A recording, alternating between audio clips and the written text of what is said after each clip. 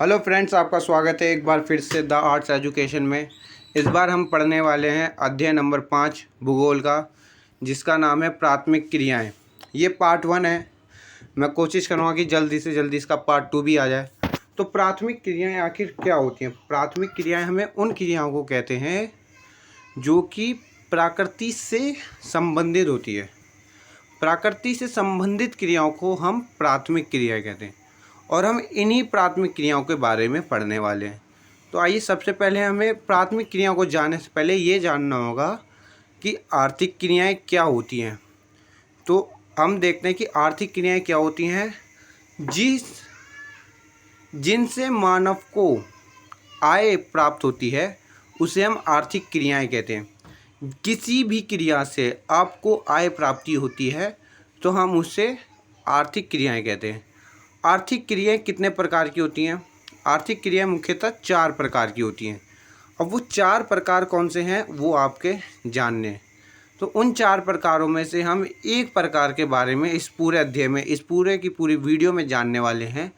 वह कौन सा है? प्राथमिक क्रियाएं। प्राथमिक क्रियाएं, द्वितीय क्रियाएं, तृतीय क्रियाएं और चौथी क्रियाएं। ये चारों क्रियाएं हैं जो कि हमें एक एक करके पढ़नी है। तो हम सबसे पहले जिससे पढ़ने वाले हैं वह है प्राथमिक क्रियाएं। तो प्राथमिक क्रियाएं, जैसे कि मैंने आपको बताया था अभी कि प्राथमिक क्रियाएं क्या होती हैं। प्राथमिक क्रियाएं उन क्रियाओं को कहते हैं जो कि प्रकृति पर निर्भर होती है। प्रकृति से संबंधित सभी क्रियाओं को प्राथमिक क्रियाएं कहते हैं। तो हम प्राथमिक क्रियाएं देखते हैं कि आखिर आगे होता क्या है।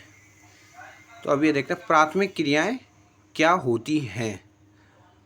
मैं 2 बार आपको डेफिनेशन बता ही चुका हूँ, एक बार और इस बार पढ़ लेते हैं कि किस तरीके से लिखा जा सकता है। प्राथमिक क्रियाएं प्रत्यक्ष रूप से पर्यावरण पर निर्भर रहती हैं। आप ये लिख सकते हैं कि पर्यावरण पर निर्भर रहने वाली क्रियाओं को प्राथमिक क्रियाएं कहते हैं। जैसे कौन कौन सी क्रियाएं हैं? भूमि, जल, वनस्पति, भवन निर्माण, सामग्री एवं खनिज। ये जो कुछ प्रक्रियाएं हैं जो कि प्राथमिक क्रियाओं में आती हैं, इन प्रक्रियाओं के बारे में पढ़ना है हमें। और इस टॉपिक में हम जिन टॉपिकों के ऊपर पढ़ने वाले हैं वो कौन कौन से टॉपिक हैं? अगेट, भोजन संग्रह, पशुपालन, पशुचारण, मछली पालन और वनों की लकड़ी काटना और कृषि एवं खनन। कृषि हम अगले पार्ट में पढ़ेंगे, इस पार्ट में हम खनन के बारे में भी पढ़ेंगे। तो ये कुछ टॉपिक्स हैं जो हमें इस पार्ट में पढ़ने हैं। अखेट मतलब कि शिकार करना और भोजन संग्रह, ये हमारा सबसे पहला टॉपिक है जो हमें पढ़ना है। कौन सा है? अगेट और भोजन संग्रह। इन दोनों ही टॉपिक के बारे में पढ़ना है। तो सबसे पहले हम देखते हैं कि आखिर होते क्या है। तो आपके सामने दिख रहा है आपको अगेट और भोजन संग्रह। तो ये दोनों काम किस चीज़ के हैं? ये दोनों काम अपने आय के लिए करते हैं लोग, अपने जीवन को निर्वाह करने के लिए। अपना जीवन निर्वाह 2 कामों के माध्यम से करते हैं। वह कौन सा है? पशुओं का अगेट कर। ये जो 2 काम करते हैं, पशुओं का अगेट कर, आपको समझ में आ रहा होगा, पशुओं का शिकार करके। यहाँ पे अगेट शब्द जो है उसका मतलब यहाँ पे शिकार है। मतलब कि पहले जो लोग हुआ करते थे, आदि मानव लोग, वह अपना जीवन निर्वाह जो है पशुओं का शिकार करके करते थे। और जो दूसरा है वो है अपने समीप के वनों से योग्य जंगली पौधे, एक कट्ठा मूल आदि को इकट्ठा कर। मतलब कि यह है हमारा भोजन संग्रह, जो कि आपने आसपास के वनों में जाते थे, घूमते थे और वहाँ पे जो भी चीज़ें खाने योग्य या उनकी मूलभूत आवश्यकताएं होती थी उन्हें इकट्ठा करते थे और उनका अपने जीवन में निर्वाह करते थे। इसी 2 क्रियाओं से वह लोग अपना जीवन निर्वाह किया करते थे। तो अब ये देखते हैं कि आगेट क्रिया क्या है। तो आगेट क्रियाएं जो होती हैं, जो लोग होते हैं, या तो वो अति शीत जगहों पर ज़्यादा रहना पसंद करते हैं या वह अत्यंतित गर्म जगहों पर रहते हैं। इन 2 जगहों पर ज़्यादा लोग जो शिकार करके रहते हैं वह है अति शीत, या तो ज़्यादा से ज़्यादा ठंडी जगहों पर आपको शिकार करने वाले लोग, या ज़्यादा से ज़्यादा गर्म जगहों पर जो लोग शिकार करते हैं वो इन जगहों पर रहना पसंद करते हैं। तो हम आगे बढ़ते हैं। ये क्या है, इन जगहों पर रहने वाले लोग अपना शिकार करते हैं। अब हमारा जो दूसरा टॉपिक है, दूसरे जो पैराग्राफ, उसमें क्या है, समय के साथ तकनीकी विकास के कारण आगेट करना बहुत सरल हो गया। मतलब कि पहले जो लोग हुआ करते थे वो धनुष से, भाले से, इस सब से शिकार करते थे, लेकिन जैसे जैसे समय का विकास हुआ, तकनीकी विकास हुआ, वैसे ही शिकार करना बहुत आसान हो गया। तो लोग जानवरों का शिकार करते थे अपने व्यापार के लिए, ताकि वह उनका शिकार करके ज़्यादा से ज़्यादा उन लोगों को, उनके मांस को, उनके दूध को, उनके इन सब को बेच सकें और उन्हें से ज़्यादा प्रॉफिट हो, और वह इसी कारणवश ज़्यादा से ज़्यादा शिकार होने लगा। तो अवैध शिकार के कारण जीवों की कई प्रजातियां या जातियां लुप्त हो गई या संकटात्मन है। मतलब कि जब तकनीकी विकास हुआ तो इन जानवरों के लिए उनका व्यापार किया गया, जिस कारणवश उनका शिकार बहुत ही ज़्यादा बड़े पैमाने पे था। कई ऐसी जातियां हैं, प्रजातियां हैं जो कि लुप्त हो चुकी हैं, या तो उनके ऊपर संकट आ चुका है कि वह ख़त्म होने वाली हैं। तो हमें इनका शिकार कम करना चाहिए, और जो भी जानवरों से चीज़ें आती हैं उनका कम से कम इस्तेमाल करना, ताकि इनका वो हो सके। तो आपने सोचा होगा प्राचीन समय में जो लोग शिकार किया करते थे, तब इन जानवरों की ख़त्म होने की या लुप्त होने की संकटात्मक तब भी हो सकते थे? नहीं। तब इस जो पहले के ज़माने के लोग थे वह पत्थर से, लकड़ी, औजार, इन सबों से पशुओं का एक आघेट करा करते थे, जिस कारणवश मरने वाली पशुओं की संख्या सीमित होती थी, 1 या 2, वह लोग इतना ही मारते थे। लेकिन आज के समय में लोग एक ही बारी में हज़ारों जानवरों को मार देते हैं, जिनकी वजह से वो संकट में आ जाते हैं, और इसी कारणवश इंडिया में शिकार करना अवैध है। अब हमारा जो दूसरा टॉपिक है वह है भोजन संग्रह। भोजन संग्रह क्या है कि इसे ज़्यादातर आदि मानवकालीन समाज के लोग करते हैं। मतलब कि जो आदि मानव लोग थे वही इस क्रियाओं को ज़्यादा से ज़्यादा करते हैं, और वह लोग अपने आसपास के चीज़ों को इकट्ठा करते हैं। यह लोग भोजन, वस्त्र एवं शरण की आवश्यकता की पूर्ति के लिए पशुओं एवं वनस्पति का संग्रह करते हैं। मतलब कि अपनी मूलभूत आवश्यकताओं को पूरा करने के लिए, अपनी सारी की सारी आवश्यकताओं को पूरा करने के लिए ये जंगल पे, वनस्पति, इन्हीं सबों पर निर्भर थे, जिन कारणवश इन्हें भोजन संग्रह कहते हैं। और समय के साथ इसमें भी व्यापारीकरण हुआ। अब हम ये देखते हैं कि इसमें व्यापारीकरण कैसे।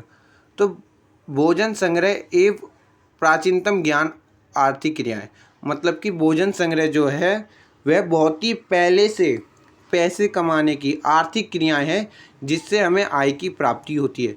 वर्तमान काल में भोजन संग्रह के काम को कुछ भागों में व्यापारीकरण भी हो गया है। व्यापारीकरण कैसे हो गया है कि कुछ जो लोग होते हैं जिन्हें जंगलों के बारे में ज्ञान होता है, वह जंगलों में जाकर के वहाँ से जो महत्वपूर्ण जड़ी बूटियाँ, पेड़ होते हैं, जड़ी बूटी होती हैं, उन्हें लेकर आते हैं और यहाँ पर बाज़ारों में उन्हें महंगे से महंगे दामों में बेच देते हैं, जिनसे उन्हें फ़ायदा होता है, उनको आय की प्राप्ति होती है। तो भोजन संग्रह में भी व्यापारीकरण हो गया। अब भोजन संग्रह जो था वह मुख्यतः दो हिस्सों में बांटा जाता है। भोजन संग्रह के जो लोग हैं वह भी 2 हिस्सों में बटे हुए हैं। वह 2 हिस्से कौन से हैं? जैसे पहला हिस्सा है उच्च अक्षांश के क्षेत्र, उच्च अक्षांश के क्षेत्र, दूसरा है निम्न अक्षांश के क्षेत्र। ये अक्षांश आपने भूगोल की बुक में पढ़ाई होगा 11th क्लास में। तो आगे बढ़ते हैं। अब हम देखते हैं उच्च अक्षांश के क्षेत्र जो हैं उसमें कौन कौन सी जगहें आती हैं। तो इसमें जो जगहें आती हैं वह उत्तरी कनाडा, उत्तरी यूरेशिया एवं चिली आते हैं। इसके अंतर्गत ये तीनों देश आते हैं, उत्तरी कनाडा, उत्तरी यूरेशिया, दक्षिणी चिली। यह देश जो हैं वो उच्च अक्षांश के क्षेत्र में आते हैं। यह आपको याद करना बहुत ही ज़रूरी है, ताकि आपको पेपरों में याद हो कि कौन से क्षेत्र जो हैं वो उच्च अक्षांश के क्षेत्र में आते हैं और कौन से क्षेत्र हैं जो निम्न अक्षांश के क्षेत्र में आते हैं। निम्न अक्षांश के क्षेत्र में कौन कौन से क्षेत्र आते हैं? उष्णकटिबंधीय अफ्रीका, ऑस्ट्रेलिया और दक्षिणी पूर्वी एशिया के अंतरिक्ष जो प्रदेश हैं वह किस में आते हैं? निम्न अक्षांश के क्षेत्रों में। और उच्च अक्षांश के क्षेत्रों में कौन से आते हैं? उत्तरी कनाडा, उत्तरी यूरेशिया और दक्षिणी चिली, ये हैं जो उच्च अक्षांश के क्षेत्र में आते हैं। और निम्न क्षेत्र में जो निम्न अक्षांश के क्षेत्र में जो आते हैं वह है उष्णकटिबंधीय अफ्रीका, ऑस्ट्रेलिया, दक्षिण पूर्वी एशिया, ये कुछ थे जो कि निम्न अक्षांश के क्षेत्र में आते हैं। अब हमारा मेन पॉइंट आता है पशुचारण। ये पशुचारण क्या है कि जब लोग अपना भरण पोषण नहीं कर पा रहे थे तो उन्होंने पशुओं को पालना, नाम से समझ में आ रहा, पशु को पालना, पशुओं का चारण, मतलब कि पशुओं को अपने फ़ायदे के लिए पालना, इसे हम पशुचारण कहते हैं। इसकी डेफिनेशन क्या हो जाएगी, आप याद कर सकते हैं। अपने जीवन का भरण पोषण करने के लिए पशुओं को पालना, मतलब कि अपने जीवन के लिए हम पशुओं को पालते हैं ताकि हमारी सारी की सारी मूलभूत आवश्यकताएं जो है वह पूरी हो सकें। पहली जो पशुचारण है वह है चलवासी पशुचारण और दूसरी है वर्जनीय पशुधन पालन। ये दो प्रकार के पशुचारण हैं जो कि हमें इस अध्याय में पढ़ने हैं। चलवासी पशुचारण, वर्जनीय पशुधन पालन। तो हम सबसे पहले जो पढ़ने वाले हैं वह है चलवासी पशुचारण। तो ये चलवासी पशुचारण आखिर क्या होता है? ये कुछ ऐसी क्रियाएं हैं जिसमें अपने जीवन को, मतलब पशुओं को पाला जाता है और उनसे अपना ज़्यादा से ज़्यादा पैसे कमाने की कोशिश की। यह एक प्राचीन जीवन निर्वाह व्यवसाय रहा है। मतलब कि पहले से, बहुत पहले से जो लोग हुआ करते थे, आदि मानव, वह अपने व्यापार के लिए पशुओं को पालते थे, जिसमें से एक हमारा कह सकते हैं हम चलवासी पशुचारण भी है। तो इसमें जो पशुओं को पाला जाता था वह लोग उन्हें क्यों पालते थे? भोजन के लिए, वस्त्र के लिए, शरण के लिए, औजारों के लिए, और यहाँ तक कि अपने यातायात, मतलब कि एक जगह से दूसरी जगह पर जाने के लिए भी वह पशुओं का ही इस्तेमाल करते थे। और इसमें जो मुख्यतः पशुएं पाले जाते हैं वे कौन सी हैं? गाय, बैल, ये इसके प्रमुख पशु हैं जो कि इसमें चलवासी पशुचारण में पाले जाते हैं। मुख्यतः कौन से पाले जाते हैं? गाय और बैल। ये अपनी मूलभूत आवश्यकताओं को पूरा करने के लिए जानवरों को पाला जाता है, इसे हम पशुचारण कहते हैं। चलवासी पशुचारण में हमारे मुख्य जो पशुओं को पाला जाता है वह है गाय और बैल, लेकिन अलग अलग क्षेत्रों में अलग अलग जानवरों को पाला जाता है। वह क्षेत्र जिस प्रकार के हैं उसी प्रकार के वहाँ पर जानवरों को पाला जाता है। उष्णकटिबंधीय अफ्रीका में गाय और बैलों को प्रमुख पशुओं के तौर पर पाला जाता है, लेकिन सहारा और एशिया में मरुस्थल में भेड़ बकरी को पाला जाता है। कहाँ पर? सहारा, एशिया, मरुस्थल, इन जगहों पर भेड़ बकरियों को पाला जाता है। जिस जगह पर जिस प्रकार के जानवरों को पाया जाता है वहीं पर उसी प्रकार के जानवरों को ज़्यादा पाला जाता है। तिब्बत में और पर्वतीय भागों में ज़्यादा से ज़्यादा याको और लांबा और रेंडियर जैसे जानवरों को पाला जाता है ताकि इनसे जो प्राप्त मांस होता है या दूध होता है इसे बेच करके यह अपना जीवन निर्वाह करते हैं। तो आपको ये याद रखना ज़रूरी है कि किस क्षेत्र में किस प्रकार के जानवर पाए जाते हैं। तो ये याद रखिएगा, एशिया मरुस्थल में भेड़ बकरी को पाला जाता है, तिब्बत पर्वतीय भागों में याक, लांबा और रेंडियर को पाला जाता है। हर क्षेत्र में हर प्रकार के जानवरों को पाला जाता है और ये हमारे लिए बहुत ही ज़रूरी जानवर हैं जो कि उन क्षेत्रों में पाले जाते हैं। इन्हीं जानवरों की वजह से वह अपना जीवन निर्वाह कर पा रहे हैं। अब जो हमारा दूसरा पशुधन आ रहा है, चलवासु पशुचारण के मुख्य 3 क्षेत्र। इसमें इनके मुख्यतः 3 क्षेत्र होते हैं जो जलवासी पशुचारण करते हैं। इनके कौन कौन से मुख्य 3 क्षेत्र होते हैं? प्राथमिक क्षेत्र, द्वितीय क्षेत्र और एक होता है इनका तृतीय क्षेत्र। ये तीनों क्षेत्र होते हैं जो कि यह इन लोगों के मुख्य क्षेत्र होते हैं। इसमें जो प्राथमिक क्षेत्र है उसका मुख्यतः उत्तरी अफ्रीका, ऑस्ट्रेलिया, अरब जलद्वीप होता हुआ मंगोलिया, मध्य चीन तक फैला है। मतलब कि ये इतना बड़ा क्षेत्र है जो कि प्राथमिक क्षेत्र के अंतर्गत आता है। द्वितीय क्षेत्र में जो एरिया आता है, जगह आती है, वह है यूरोप तथा एशिया के टूटा प्रदेश में है। मतलब कि यूरोप से लेकर के एशिया के टूटा प्रदेश में जितना भी भाग आता है वह जगह द्वितीय क्षेत्र में आती हैं। इतने जगहों पर द्वितीय क्षेत्र के लोग रहते हैं। अब जलवासी पशुचारण का जो तीसरा क्षेत्र आता है उसमें कौन कौन से जगह आती है? उसमें दक्षिणी गोलार्ध, दक्षिणी पश्चिमी अफ्रीका तंजट और द्वीप तक फैला है। ये जगहें कौन सी? प्राथमिक क्षेत्र, द्वितीय क्षेत्र और तृतीय क्षेत्र किस जगह से किस जगह तक फैली हुई है, यह पेपर में बहुत बार पूछा जाता है, रिपीट होता है, तो ये याद करना जरूरी। अब एक प्रश्न और है जो कि पेपर में बहुत बार पूछा जाता है, जो कि है ऋतु प्रवास क्या है। ये इम्पोर्टेंट बहुत है, इसे याद कर लीजिएगा कि ऋतु प्रवास क्या है। तो ऋतु प्रवास जो होता है, जलवासी पशुचारण वाले जो लोग होते हैं जो पशुओं को पालते हैं, वह गर्मियों में मैदानी भागों से पर्वत की तरफ जाते हैं और ठंडियों में पर्वत से मैदानी एरिया की तरफ आते हैं। तो वह जो ये सफ़र करते हैं मैदान से पर्वत की तरफ और पर्वत से मैदान की तरफ, उनके इसी यातायात को हम ऋतु प्रवास कहते हैं, जो कि मौसम के आधार पर चेंज होता है। याद कीजिए कि गर्मियों में वह मैदान से पर्वत की तरफ जाते हैं और ठंडियों में पर्वत से मैदान की तरफ आते हैं। इसे हम ऋतु प्रवास कहते हैं। ये बहुत ही ज़्यादा इम्पोर्टेंट क्वेश्चन है, याद कर लीजिए।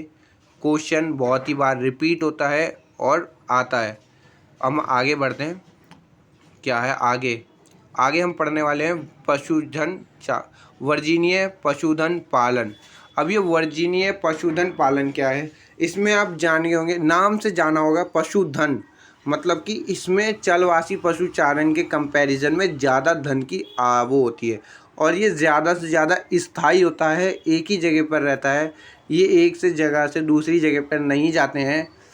वर्जीनीय पशुधन पालन ज़्यादा व्यवस्थित है, एक पूंजी प्रदान है, एक फार्म भी स्थायी होते हैं। मतलब कि ये जो है बहुत ही बड़ा एरिया ले लिया जाता है जिसमें कि कई प्रकार के जानवरों को पालते हैं और उन्हें छोटे से छोटे चैम्बर बना दिए जाते हैं जिनमें उन जानवरों की देखभाल की जाती है और उसी में उनको रखा जाता है। तो इसी को हम कहते हैं वर्जीनीय पशुधन पालन। इसमें जो प्रमुख जानवर पाले जाते हैं वो हैं भेड़, बकरी, बैल एवं घोड़े। ये कुछ जानवर हैं जो कि इसमें मुख्यतः पाले जाते हैं पशुधन पालन, वर्जीनीय पशुधन पालन में। इसमें इनको जो प्राप्त होता है, उन जानवरों से जो भी चीज़ें प्राप्त होती हैं जैसे कि मांस, खाल, ऊन, इन सबको यह बाज़ारों में बेच देते हैं जिनसे इनको ज़्यादा से ज़्यादा अर्निंग होती है, पैसों की अर्निंग होती है, मनी इन्हें मिलता है। तो ये चलवासी पशुधन पालन से ज़्यादा ही अच्छी होती है। इसमें बड़े से बड़े, आप चिड़ियाघर गए होंगे, वहाँ पर आपने देखा होगा कि जानवरों को एक छोटे से छोटे चैम्बर्स में बना करके रखा जाता है जिनका वहाँ पे उनका ध्यान भी रहे। तो इसी प्रकार से इससे जानवरों को पाला जाता है। तो इसी को हम वर्जीनीय पशुधन पालन भी कहते हैं।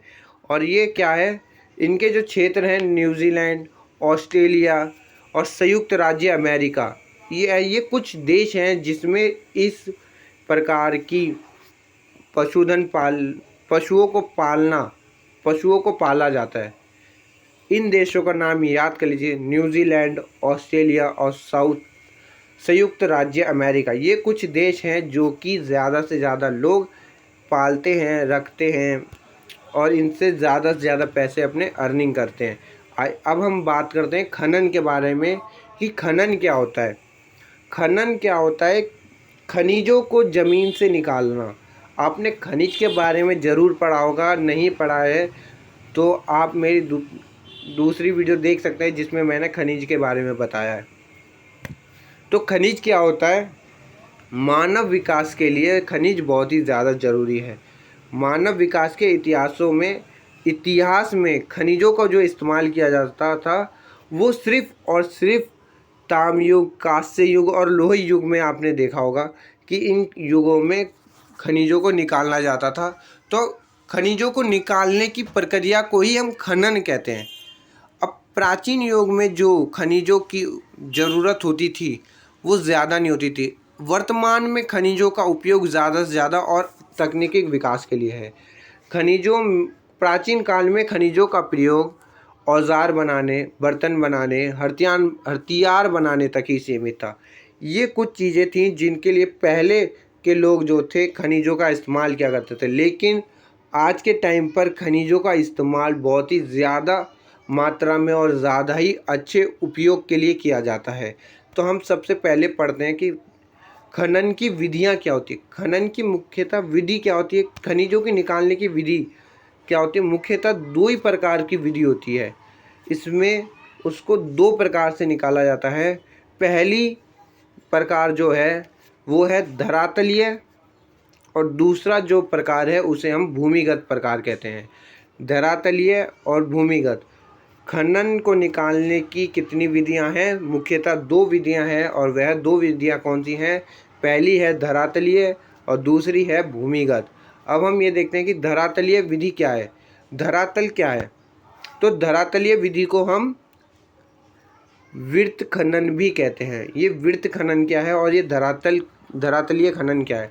तो जब हम खनिज निकालने जाते हैं, यदि खनिज ज़मीन के ज़्यादा नीचे नहीं, कम गहराई में है तो उसे हम धरातलीय या वृत्त खनन कहते हैं, जहाँ पर खनिजों को निकालना बहुत ही ज़्यादा आसान होता है, बहुत ही ज़्यादा सरल होता है और वहाँ पर ज़्यादा से ज़्यादा सुरक्षा होती है और ज़्यादा से ज़्यादा पैसे भी नहीं लगते हैं। तो धरातलीय खनिज जो होते हैं वह सुरक्षित होते हैं, उसमें पूंजी ज़्यादा नहीं लगती है, उसमें जो श्रमिक होते हैं उन्हें ज़्यादा खतरा नहीं होता है। इसे हम धरातलीय खनन कहते हैं या वृत्त खनन कहते हैं। अब हम बात करते हैं भूमिगत खनन की। भूमिगत खनन को हम कुप्पी खनन भी कहते हैं। तो ये कुप्पी खनन या भूमिगत खनन क्या है? तो भूमिगत खनन हम उसे कहते हैं, उन खनन की प्रक्रिया को कहते हैं जिसमें खनिज जमीन के ज़्यादा से ज़्यादा अंदर होता है। खनिज जितना ज़्यादा अंदर होता है उस खनिज को निकालने में उतने ही ज़्यादा पैसे लगते हैं, उतने ही ज़्यादा श्रमिक लगते हैं, मतलब कि मजदूर लगते हैं जिनको जान की खतरा भी हो। भूमिगत खनन में आप समझ सकते हो कि ज़्यादा से ज़्यादा पैसे लगते हैं, ज़्यादा से ज़्यादा लोग लगते हैं, ज़्यादा से ज़्यादा मेहनत लगती है, ज़्यादा से ज़्यादा उपकरण लगते हैं, उसमें लोगों की जान को खतरा होता है, उसमें जहरीली गैसों का उपयोग किया जाता है और तो और इसमें जो भी खनिज निकाले जाते हैं उनको सुरक्षित निकलेंगे या नहीं इसकी भी कोई वो बात नहीं होती है। मतलब कि खनिज भी इसमें सुरक्षित नहीं होते हैं। खनिजों को निकालने में उन्हें बहुत सारी प्रॉब्लम्स फेस करनी पड़ती हैं जिस कारण वह खनिज ख़राब भी हो जाते हैं।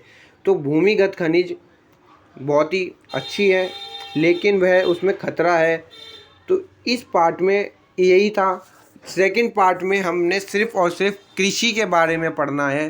तो कृषि क्या होती है, कृषि से क्या संबंधित है, कृषि क्या कहलाती है, इन सब को हम सेकंड पार्ट में पढ़ेंगे। तो वीडियो को लाइक, शेयर एंड सब्सक्राइब ज़रूर कर दीजिएगा और कमेंट ज़रूर करके बताइएगा कि आपको वीडियो कैसे लगी। वीडियो को ज़्यादा से ज़्यादा शेयर कीजिए ताकि